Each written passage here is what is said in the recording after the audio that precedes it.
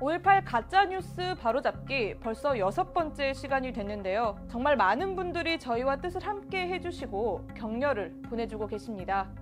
하지만 노골적으로 반감을 드러내는 분들도 있는데요.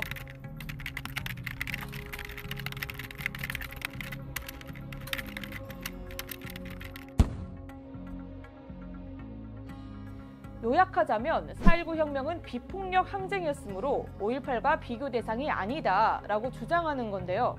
4.19 혁명이란 책의 한 대목을 보여드리겠습니다.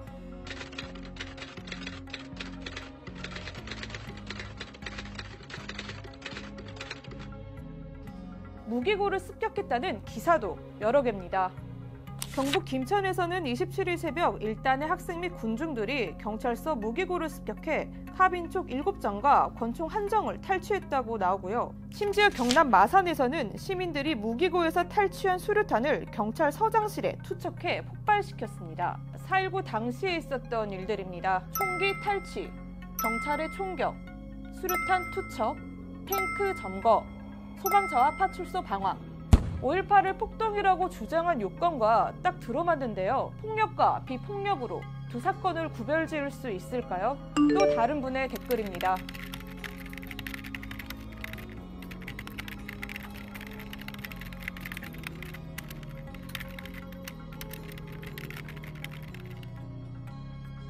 하나씩 답변 드리겠습니다. 먼저 시민들의 무기고 습격에 대한 비판과 억측들이 난무한데요. 주로 5월 21일 새벽 시민군이 세무서 예비군 무기고에서 총기를 탈취했으니 시민군이 먼저 발포한 거라고 주장합니다. 하지만 이군 계엄 상황일지에는 실탄은 31사단의 보관이라고 명시되어 있습니다. 시민들은 그저 빈 총을 들고 있었던 겁니다. 실제로 총을 먼저 발사한 건 계엄군입니다. 5월 20일 밤 11시쯤 광주역 앞에 있던 3공수여단은 31사단과 정교사의 허가도 받지 않고 시민들에게 총을 쐈는데요. 이때 비무장 시민 2명이 죽었고 이를 뒤늦게 안 계엄사령부에서는 긴급회의를 거쳐 다음날 새벽 4시 자위권 발동을 허락합니다. 한편 전두환은 시민군의 무기고 습격이 오전에 있었다고 수차례 밝혔는데요. 반드시 오전이어야만 21일 계엄군의 발포가 자위권 차원이었다는 그동안의 주장이 설명이 되기 때문이죠. 하지만 2년 전 전남경찰은 기록이 조작됐다고 발표했습니다. 문건 제목의 한자부터가 경계할 경 대신 공경할 경으로 잘못 적혀 있었고 내용도 당시 경찰 타자기에는 없는 활자체로 작성돼 있었다는 거죠. 대신 예비군 무기탄약 피탈 상황 문건을 통해 집단 발포가 있은 후인 13시 30분 나주 남평지서에서 최초의 무기 탈취가 있었다고 밝혔습니다.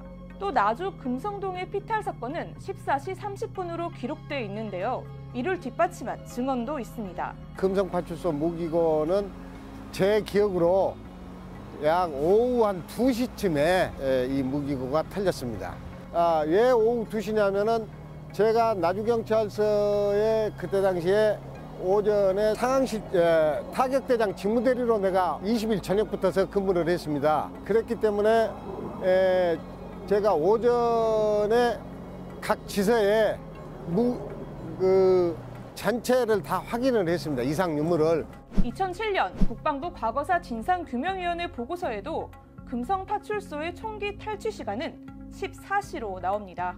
오후 1시 반, 2시, 2시 반. 저마다 기록은 다르지만 어디에도 오전에 공격당했다는 경찰이나 군 기록은 없습니다. 또 지만원 씨는 시민군이 군사 기밀 장소인 무기고를 단시간에 44곳이나 습격한 건 불순분자가 배후로 없었으면 불가능한 일이란 해괴한 논리를 펼치는데요.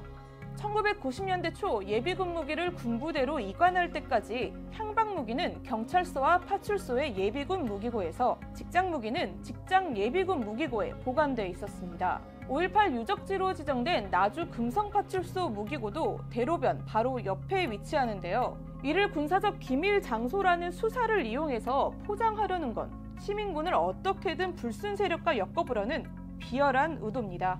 또 지만원 씨는 당시 시민군이 어떻게 장갑차를 자유자재로 사용할 수 있었겠냐며 의문을 제기합니다. 물론 시민군이 아시아자동차 공장을 습격했던 건 사실입니다. 그때 사용한 장갑차가 KM900입니다. KM900은 일반 트럭이나 일반 차량을 장갑차화한 것으로 일반 자동차와 운전 방식이 거의 같습니다. 시민군이 도청에 TNT를 설치함으로써 대한민국을 전복하려 했다는 주장도 있는데요. 당시 다이너마이트 설치를 담당한 사람들은 호남 탄자 화순 광업소에 근무하고 있던 김영봉 씨 등 모두 13명이었습니다. 광업소에서 근무하던 분에게 다이너마이트 설치가 불가능한 일이었을까요? 5.18 정사에 기록된 신만식 씨의 증언입니다.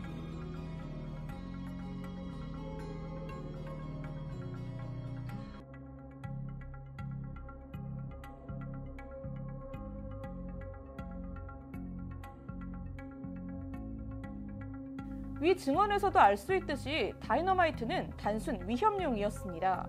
5.18 민주화운동 당시 사망자의 70%가량이 시민군이 사용한 총기에 의해 사망했다는 주장도 요즘 들어 부쩍 확산되고 있습니다. 전형적인 일배식 주장입니다. 1982년 신군부를 정당화하기 위해 만들어진 서적 계엄사에서 총상에 의한 사망자 117명이 시민군이 사용한 카빈 소총에 의해 죽었다고 주장했지만 이를 뒷받침할 만한 근거는 제시하지 않았습니다. 인터넷에서 떠도는 다음과 같은 도표도 같은 서적에서 나온 겁니다.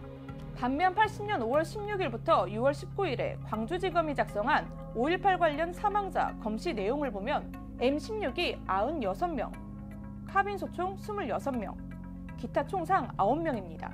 검찰이 굳이 카빈소총에 의한 사망자 숫자를 축소할 이유가 있었을까요? 2007년 국방부 과거사 진상규명위원회 보고서에 따르면 보안사 주도의 사체 검안위원회는 505 보안부대에서 파악한 사체 검안 자료를 가지고 사망자 167명을 다음과 같은 기준을 갖고 양민과 난동자로 분류했습니다. 당시 의사 2명과 목사는 난동자로 분류될 경우 위로금 등이 지급되지 않았으므로 최대한 양민으로 분류하려고 노력했다고 합니다. M16에 의해서 희생당한 사람은 군인에게 저항을 하다가 그런 사람이기 때문에 폭도라고 봤고 카빈 희생자들은 민간인들끼리 오발 사고로 죽었을 것이다. 그렇기 때문에 그렇게 가정을 했던 것이죠. 한 사람이라도 더 보상을 더 받게 해주자라는 그때 그런 분위기가 있었습니다. 억울한 희생자가 많다는 분위기가 있었기 때문에 군 당국에서도 그러다 보니까 카빈 소총으로 희생당한 사람 숫자를 엄청 늘렸던 겁니다. 맨 처음에. 압도적으로 M16보다 압도적으로 이렇게 많아버렸던 것이죠. 이 같은 이유로 M16보다는 카빈 사망자가 더 많아졌다고 합니다. 마지막으로 대표적인 왜곡 사례 중 하나가 5.18 민주화운동 당시 시민군이 조직적으로 교도소를 습격했다는 건데 광주 교도소 폭도 기습, 피하 교전에서 시작된 유언비어입니다. 당시 시민군들은 담양과 장성에 시민들의 피해를 알리기 위해 교도소 앞 차단을 뚫어야 했고 공수부대의 무차별 학살에 맞서기 위해서 교도소 앞으로 출동했을 뿐입니다. 이미 국방부 과거사 진상규명위원회는 광주 교도소 습격 사건을 불순분자의 소행으로 몰아가기 위해 관련자를 조작했음을 밝혀낸 바 있습니다. 오히려 신군부는 광주 교도소 앞을 통과하던 민간인들을 학살했습니다. 이런 해명에도 불구하고 5.18 민주화운동 당시 시민들이 파출소 등의 공공시설을 파괴했으므로 폭동이라고 말합니다.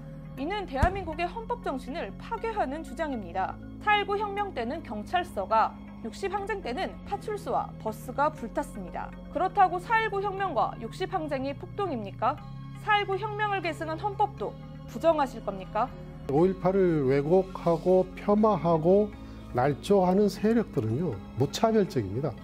어떤 근거를 가지고 하는 게 아니라 자기가 필요한 부분을 어디서든지 발췌해가지고 임의로 조작하고 왜곡하고 하고 있기 때문에 철저하게 정치적 저의가 있다는 것이죠. 광주를 고립시키고 광주를 차별하고 국민들로부터 고립무원의 상태로 역포위하는 어떻게 보면은 5.18 역사 쿠데타가 진행 중이다. 5.18 민주화운동은 대한민국의 민주주의와 인권의 전환점이다. 동아시아 국가의 민주화를 이루는 데 기여했고 나아가 냉전체제를 깨뜨리는 데 도움을 줬다. 5.18 민주화운동에 대한 부정할 수 없는 유네스코의 평가입니다.